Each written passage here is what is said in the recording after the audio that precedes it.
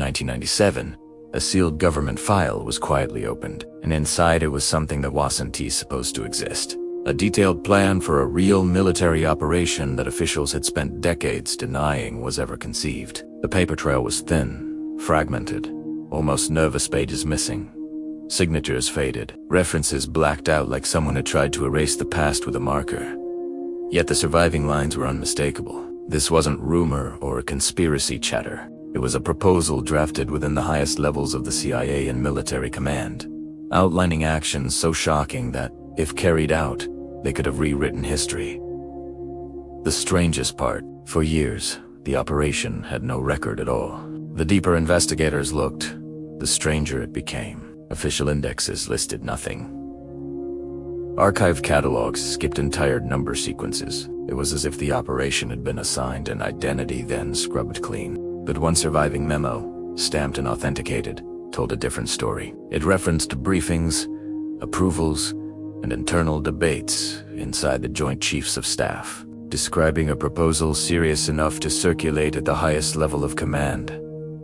Someone had not only planned it, they had formatted it, distributed it, and filed it. And yet, for decades, historians, journalists, and even government archivists, searching the same records, found absolutely nothing. Not lost, not misplaced, just absent. Whoever drafted the proposal hadn't treated it like a theory or contingency.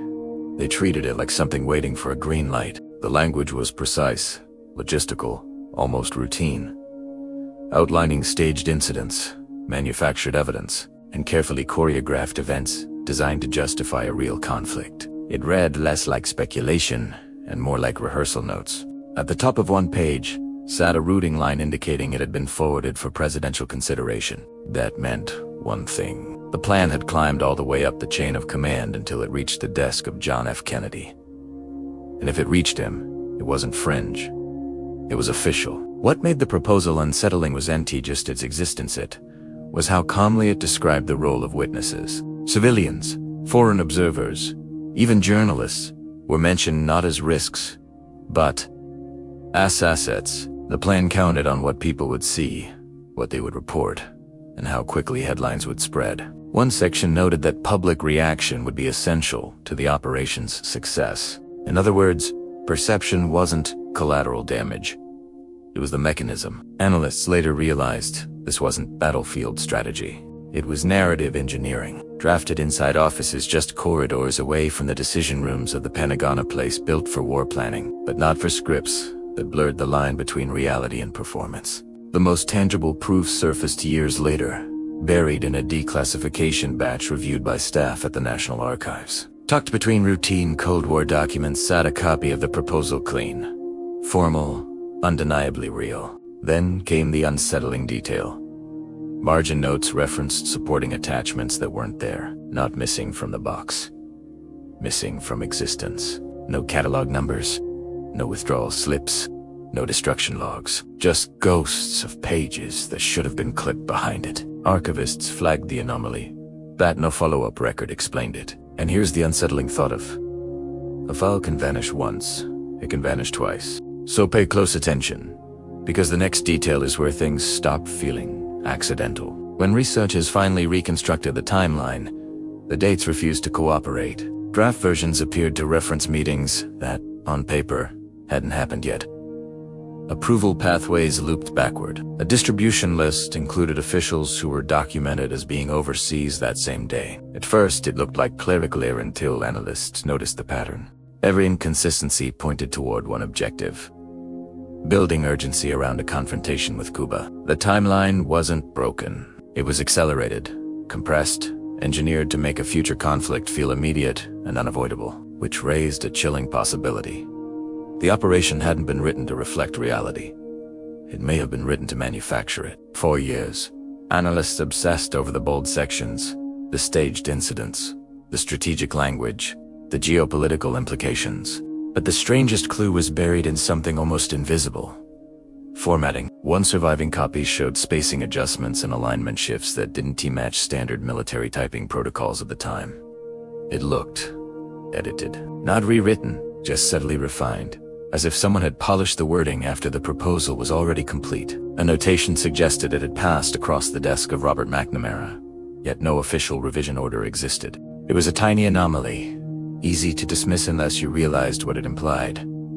Someone with authority had reviewed the plan and chosen to leave no formal trace. Decades later, when the documents finally became public, officials were careful with their language. The proposal, they said, was merely theoretical, one of many options drafted during a volatile period. Nothing had been approved.